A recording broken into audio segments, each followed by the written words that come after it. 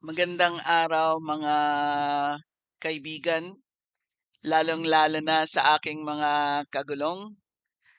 Kamusta na po kayo? Tayo po ay kwentuhan na naman. Ayan na, lumabas na ang hatol ng MTRCB sa palabas na It's Showtime, 12 airing day suspension. I'm sure may mga taong kontento na sa hatol. Meron din diyaan ng nakokontean, yan lang. At para sa mga fans naman ng It's Showtime, naghihimutok sila. Sobra-sobra daw ang penalty. Pero sobra nga ba? Kasi medyo nag-research tayo, no? Nakita natin na patong-patong na pala ang mga reklamo dito sa show ng It's Showtime. Nandyan na yung kay Jong Hilario at Vice Ganda, yung biroan nilang G-Spot. Yung kay Vong Navarro na binanggit na yung salitang T, letter T ang umpisa. Medyo hindi maganda sa tenga pakinggan. Wag na natin banggitin pa yung mga slip of the tongue ni Kim Chu. Slip of the tongue nga ba yung tungkol sa vibrator, sa pek-pek shorts? Hindi lang yun. Meron pa yung mga dinismiss na lang nila na complaints. Yung meron silang isang portion noon na rampanalo. Yung sasaluhin ng labi yung pera. Tapos yung yung mga suggestive na sayaw ng macho dancing, ganon. Nip slip, etc., etc. Okay. Itong icing incident ang talagang the straw that broke the back of the camel. Pero hindi rin kasi nung 2010 napatawan din sila ng 20-day preventive suspension. Kung bakit naman itong show na ito ay walang kadala-dala. Okay. Siguro rine-reflect niyan yung sense of entitlement ng mga nag-host ng show na yan. Hindi kaya dahil sa may sense of entitlement din yung ABS-CBN. Kasi yung previous na dilawan. Yung dating presidenteng Cory, merong utang na loob dyan sa mga Lopezes. Kaya nga, sinole na lang ang Meralco, ABS-CBN ng ganun-ganun na lang. 'Di ba? Lalo na yung Meralco. Binili pala yun ng gobyerno pero dahil cash stripe sila, yung pala sinole lang sa kanila ng libre. So, more than 30 years na namayagpag ang mga dilawan. More than 30 years din silang namayagpag kasi feeling untouchable na sila. Sino ba yung lahat ng bagay sa mundo may katapusan. Kaso, nandun pa rin yung sense of entitlement ng mga taga-ABS-CBN, no? Lalo na itong mga host sa Showtime, sila Vice Ganda, ang dating parang brats. Okay, para silang mga brats. Imbes na may mali na magpakinta ng konting kababaan ng loob, ginagawa pa nilang joke-joke na parang, ano ba yan? Parang binabaliwala nilang MTRCB. So ngayong bumaba na yung pinatawan na sila ng 12-day suspension, magpapaawa effect na naman sila. Yung mga production, maraming naaawa sa mga production people, sa mga tao sa likod. Pero hindi ba responsable din sila? I mean, lalo na yung mga sa production, sa creative department, sa ano, dapat dinisdisiplina nila their own ranks. They should admonish their artists na medyo wag naman ganun ka-wild kasi lunch time yun eh.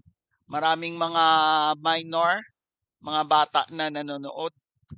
Eh, nagkulang din yata sila sa ano yung mga warnings ng MTRCB, mga admonishment, wala yatang nangyayari. Kaya ayan, eto na.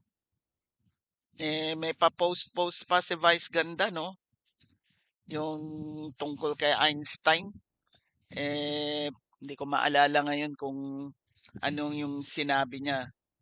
Okay, yung during the darkest moment, whatever will shine. Pero, ang nakakatawa ngayon, yung mga fanatics ng It's Showtime, eh, inihikayat nila, tinatawag nila yung pag-resign ni Lala Soto. Ano naman kinalaman ni Chairwoman Lala Soto dito?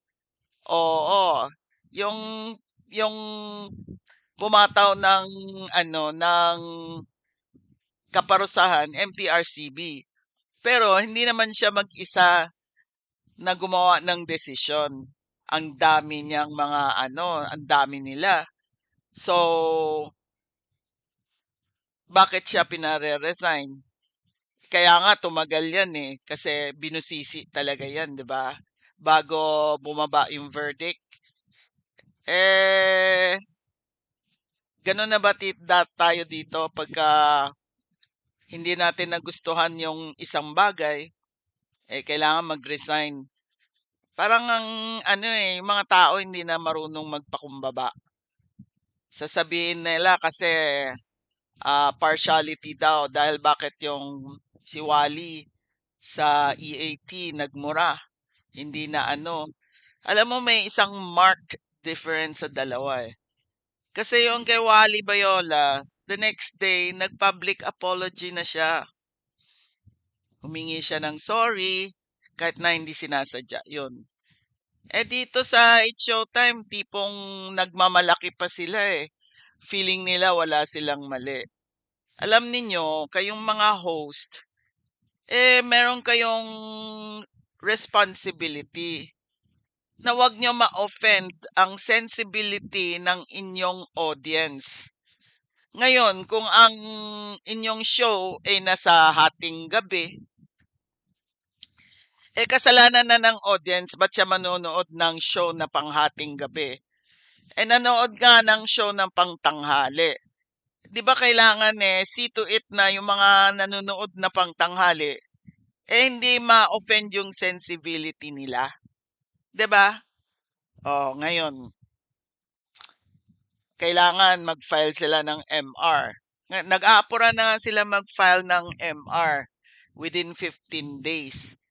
Kasi ito palang penalty, itong suspension, hindi mai-stay ng paghain ng MR. Meaning to say, kahit na may motion for reconsideration ka, pagka pumatak yung araw na kailangan mong mag-umpisa ang suspension, kailangan gumana, matutuloy yon, hindi yon mapapatigil kagaya ng TRO na mare-restrain. Ang MR, kahit na may inapela ka, tuloy-tuloy pa rin yung pag-suspend dito. So kapag natagalan yon, di ibig sabihin, kakain pa rin ng araw itong suspension. Ang last recourse naman nila, ihain ito sa presidente. Iniisip ko makikialam pa ba ang president sa ganito? Kasi eto kagaya ng ng kaso ni Pura Loca Vega. May na-offend din siya na isang sektor ng lipunan. Kaya nga tayo kailangan matuto tayong rumespeto. Ewan ko kung ganyan ba ang mga panahon ngayon, mga Gen Z, ika nga nila Gen Z or Alpha Gen. Kumbaga, ang sinusunod lang nila yung sarili nila. Ang walang isang norm o isang batas o isang na sinusunod. Basta okay sa kanila, pwede na yon sa lahat. Eh, mag-isip-isip tayo. Kaya nga tingnan mo, ang naaapi, ang nagpapakumbaba, kadalasan, sila yung nananaig. Samantalang ang mga masyadong nagmamalaki, kagaya ni Vice Ganda, pumasok na yata sa ulo niya ang kanyang kasikatan, marami na siyang pera, kaya hindi na siya marunong magpakumbaba. Pero nasa Biblia yan 'di ba? Turo sa atin ng Diyos na kung sino ang mahina, kung sino ang nasa baba, yun ang paiiralin niya. Kaya sana naman kung nagpatuloy pa yung It's Showtime, I hope naman na idisiplina ninyo yung sarili ninyong mga tao, lalong-lalo na yung mga host. Yung sinasuggest ni Mr. Ogie Diaz na dapat mag-undergo ng seminar or workshop yan mga host na yan. I think yes, kasi hindi na mga artista sila Hindi naman sila talagang host. So wala doon yung standard at hindi sila aware sa responsibilidad nila. Ano ang dapat, ano ang di dapat. Maging maingat lang talaga tayo sana, no? Dahil ginagaya po kayo ng mga bata. Tingnan mo yan, alaga ni Vice Ganda. Anong kinalabasan? Si Aura Brigela, 'di ba alaga niya 'yun? Di parang nagmana na yata sa manager.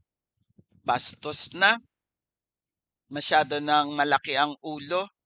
Samantalang nag-uumpisa pa lang siya. Etong si Vice wala na akong masabi. Talagang nandun na siya, sikat na siya.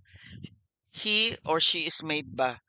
Pati ako naguguluhan ngayon sa pronoun Basta sikat na siya, aminado yan.